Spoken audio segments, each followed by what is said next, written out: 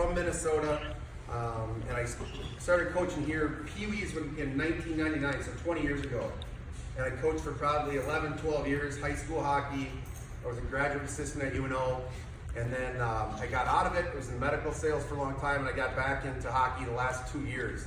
And one of the things that I saw was frustrating, but also, I mean, it's areas of opportunity for us to take advantage of is, I want to change the culture here in Omaha. I think we have the right people. I think we have the right resources. I think bringing those resources together, all under one roof is an advantage for everybody, for Lincoln people, for Omaha, for Kearney, for wherever. But we need to kind of change the paradigm mind shift. And today's game is a skater's game. In my day 20 years ago, you could get away with being a banger. I was not the best skater, but I had good angles. I was pretty smart, slow feet.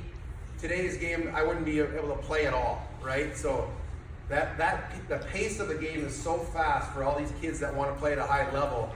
And we have to do, as coaches, we have to do a better job of educating the parents and to where the game is going. We have to do a better job of pushing the kids. We're going to push them hard this year, for the summer, right? Whether you're with me for 3 weeks, 1 week, 5 weeks, 10 weeks, whatever it is. We're going to push them hard. I'm really hard on them. I'm fair. I'm fair with the kids. I think if you ask people, they'll tell you that. Only because their competition is not going to be easy on them, right? We're going to go up and play Minnesota. You're going to go play, no matter what team you're playing for, whoever you're playing against, they're not going to be easy on them, right? So why should we be easy on them? We'll keep them safe. That's my main concern. We got a really strong strength coaching staff that I'll introduce in a second here that are going to take care of the kids. They're going to push them hard. I was kind of a weight head guy, so this whole piece here was kind of my baby. I'm super excited to bring that to you guys and to all the players. I just want to take 1 second to introduce Derek Hummel. He'll be the head strength coach here, and he's got his staff that he'll introduce. And then I'll have you turn it back to me and I'll introduce some of my guys. If that's okay. Sure. Yep. Thanks everybody for coming out. As Christian said, my name is Derek Hummel. I've been training for well over a decade, athletes, adults, the like. I pride myself in making athletes better. These two guys right here, this is my intern Jordan, and this is my trainer Clayton. You will see us pretty regularly all summer long. He'll be here in the summer or in the evenings, and my other guy Jake, he wasn't able to be here. His grandma's basement flooded, so he helped the family out first. So you'll see him in the morning if you're part of the older kids. Our programs are written for every single one of you to get the most out of your 5 weeks that you're here, or 10 weeks, however long you're here. We will push you to the maximum of your ability. We're not going to make it so that you can't finish the camp, but you will be sore, you will be tired, and the most important thing to recover from that is taking care of your body nutritionally. And if you have any questions regarding that, do not hesitate to ask myself or any one of my staff members. We have meal plans that we can provide for you. Your parents come down and talk with us, sit down with us, and we'll set something up for you so that you guys are getting the most out of your training and that you're not coming into your camp every morning dog tired. My wife and I, Holly, we also have a supplement company. If there's anything that you guys want to know about nutritionally wise that way, we'd be happy to talk with you in regards to that. The products that we provide are safe for every athlete all the way up through the Olympics. So if there's something that you want to know about, don't hesitate to ask. I'll turn it back to Christian. I look forward to seeing all of you starting tomorrow. Starting tomorrow morning. Yeah. That came fast. It did. So a little bit about how the athlete's day is going to go, right? In the game of hockey, you have all these different skills. You have all these things we need to work on. You got to be faster. You got to be stronger. You got to be better hockey and hockey IQ. You got to have faster stick. You have to have all these things. It's a laundry list. So where do you start? But really, we need to start with the fundamentals because we struggled in those areas. It's been that way for a while here, and I want to get better, and that's part of the culture change. This is going to educate everybody on the need for skating technique, becoming better skaters, so we're going to spend a lot of time on that. And as a hockey player, I know you guys are all thinking the same thing I did. Oh my God, not again, not how long do we have to skate, coach? When do we get pucks? But that's the mind shift that needs to change. because we have to produce better skaters to play at higher levels. And it's not that we're training everybody to play in the NHL. I get it, right? Not everybody's going to plays hockey to be play in the juniors or play college or play AAA. But the better skater you are, the more fun you will have with the game, right? That's a positive spin on saying you can't skate, you can't play. That's kind of a negative connotation, but it's the same thing. However you want to look at it, it's the truth. And that's what I'm going to work on with these guys. So every day, we'll do a half hour of edge work and technique skating. And it'll get long and it'll get exhausting. And there'll be times when it's boring. But believe me, after the end of 5 weeks, based off of our pre-testing that we're going to do and post-testing, both in the weight room and on the ice, my hope is that you not only see results on paper, but you also see as a parent, you're looking at your kid going, yep, they got better. I mean, the eye test is really, you can fudge all the results, right? Not that I'm intending to do that, but at the end of the day, you guys paid money for us to develop your players, to teach them, and that's what we're going to do. We're going to push hard. My entire staff, I am fortunate to have Brian Foose, you back there? Yep. Brian played with me at Lake Superior State back in the mid-90s. He was a captain at Lake State. We also have Jeff Hogan. I think a lot of you are familiar with him. He lived with me at UNO, played in the NHL, coaches AAA. Derek Reynolds, Lincoln folks and Omaha folks alike know Derek. Jason White played at UNO, coaches girls at Midlands. Gaetano played at Midlands. So we'll have a lot of, Ethan Price will be there, played for the Lancers, plays college hockey in Canada. So we'll have a wealth of knowledge, and probably my main goal was to kind of bring those resources all together. One of the things, if you look at it, right, so a lot of you guys have disposable dollars. You have so many disposable dollars to put forth amongst multiple kids. And I know the sacrifices you guys make from a time commitment standpoint, from across the board, only because I've been here for 20 years and I see it, right? I see people going, but then we have to have, at the end of the day, we have to have a developmental approach. And we look at like Minnesota. I grew up there. When I was there, we went on one out-of-town hockey tournament a year, a season. It was 45 minutes away, and if we had good grades, we got to stay in the hotel room in Albert Lee one night on a Saturday night. So it's kind of fun to see when we go up, bring teams up to Minnesota or wherever, and they say, "Oh, is this your guys' one out-of-town tournament?" And all of our parents are like, "Are you kidding me? We're eating mac and cheese, and we got kids living with other kids. We do all this stuff because it's expensive, right?" And then we look at Minnesota, and it's like, well, how are they producing better players?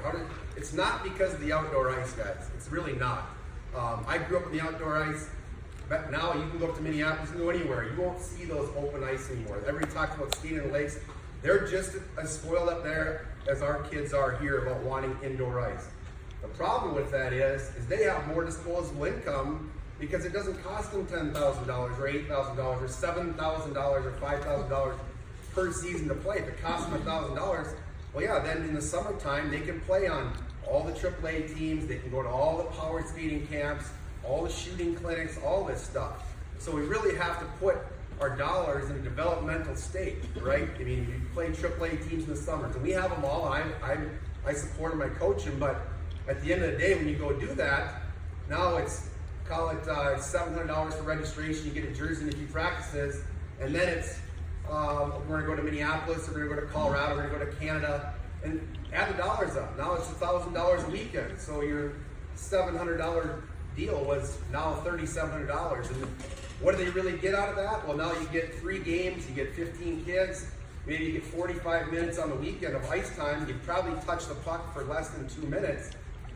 How is that development? It's fun, it's competitive, right? You're getting, maybe your hockey IQ goes up, but that's why I'm kind of really worked hard on the curriculum here for Next Level, is to really drive home that development and really drive home the need for increasing our skating technique. We're going to have fun too, right? We'll do a lot of off-ice stuff. We can't just hammer hockey for 5, 10, 1 week, 3 weeks, right, with these kids. But it's also a deal where I want to kind of instill good habits in these kids. So we didn't have the Nintendos and the Fortnites and all those things that we, as coaches, like they struggle with that same thing. at the NHL level. I talk to NHL levels and college coaches, and they deal with the same and struggle with the same things we do. How do we get our kids to focus? How do we get them to shoot pucks? How do we get them to do this? How do we get them to get off the video games? Well, the nice thing about this is we're going to get their hockey in, they're going to get their skating, they're going to get their shooting in. They're going to get their weight training in. They're going to get small area games in every day. And then we have an hour of kind of fudge play. So they're going to go out and play lacrosse. They're going to play basketball. They're going to play soccer. They're going to do whatever activities we want to do just to kind of get their mind away from it. But instead of scheduling play dates or whatever people have to do now you have all your buddies all in one roof, under one roof. And let's get away from hockey for a little bit and go throw the softball around or play some wiffle ball or play dodgeball, whatever it is for an hour. Then you're going to come back and you're going to play small area games for 45 minutes. Get back and do it the next day. And just like Derek said, you're going to be sore, right? But we need to work on some of our nutrition, right? Some of our nutrition habits. I've talked to a lot of you.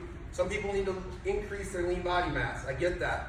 I spent a lot of time my whole life trying to gain weight. Now look where it got me. Now I'm not trying to lose it. Ugh.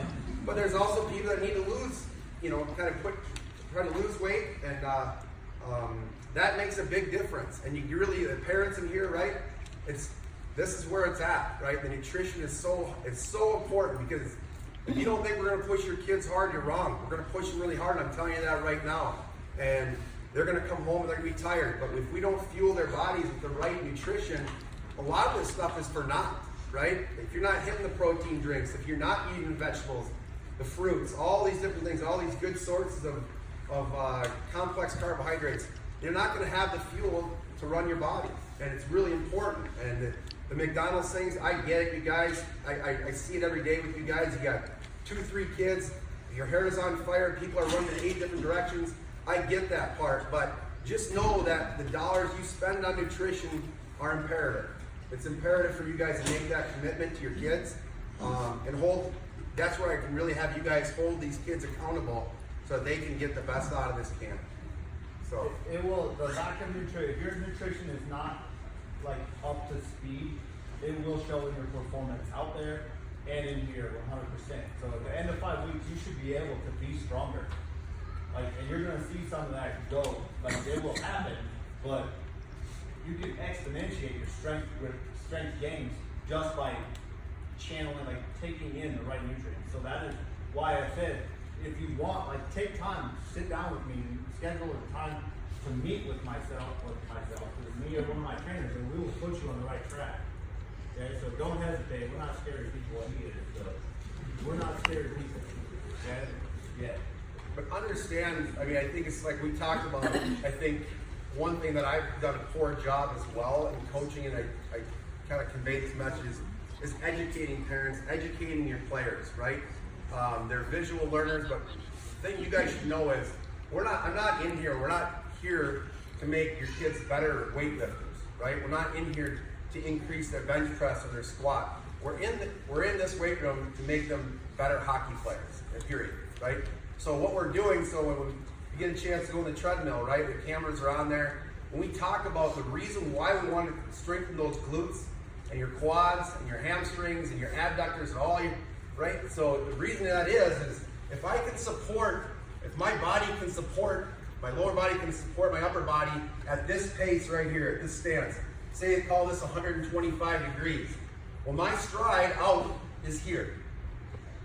If I can get my body and my glutes and everything to support a stance here, and I can maintain this position here for a full shift of ice, now I'm here. So now I've added 2 feet, whatever the number you want to add to it, based off of how tall you are. The lower you can get, the longer your stride is going to be, the faster you're going to get to the puck, which it all coincides with, if I can get to the puck faster than Derek, right, now I have a better ability to make a higher percentage IQ play, a hockey IQ play, versus just grabbing it and throwing it because I'm under duress, right?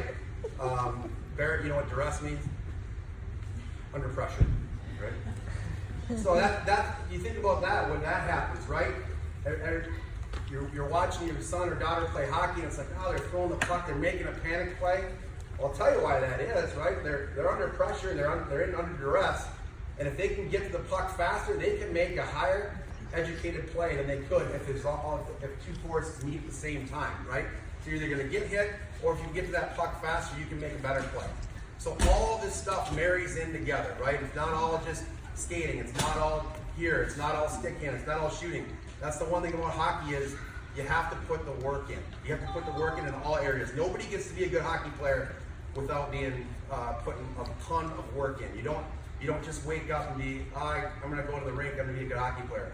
That's absolutely wrong. It's one of the hardest sports to train for because you got to be powerful. You got to have endurance. You got to have quickness.